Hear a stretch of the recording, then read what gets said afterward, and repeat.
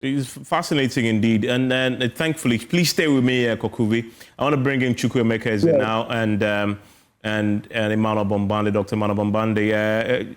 Chukwuemeka, so what's your reading of what is happening there? I mean, and Kokuvi has given us a sense of this. He lives there, he's seen it all.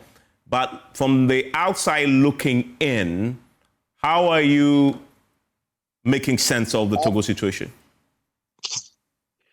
Thank you for having me, Evans. Evans, first of all, I didn't know I was going to be on the same platform with my boss, so I'm wondering what I'm going to say that makes sense here. But suffice it to say that Africa is witnessing the emergence of a new political dispensation. This is championed by a new generation of leadership. New political cultures are emerging and new forms of people power. The leaders who cannot read in between the lines, in my opinion, will be on the wrong side of history. Mm. They are rendering creative, discreet, and nuanced support to these people, power spaces, places, and processes.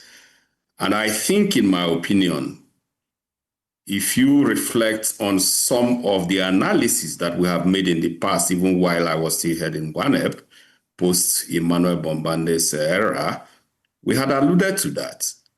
When Mali happened, we were very clear that there are remaining countries that will still go in the same direction.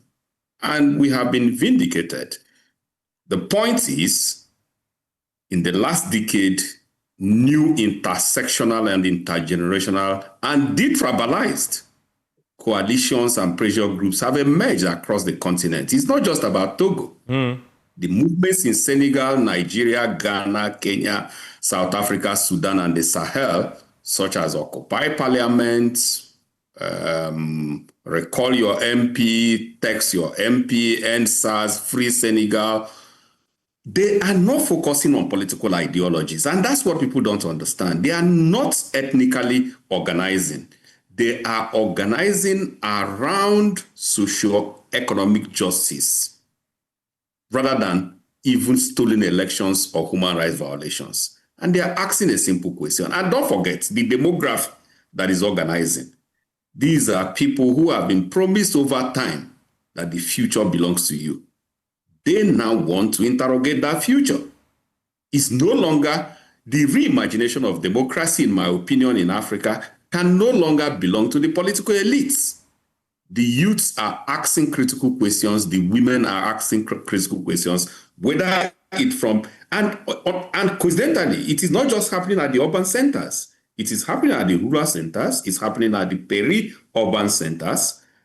And they are questioning what democracy is delivering for them. So the states can no longer decide what democracy should deliver to the people. The people are saying, this is what we want democracy to deliver. And to that extent, term limit has always been a very controversial and a trigger to most of the political instabilities we have had, at least in West Africa. Yeah.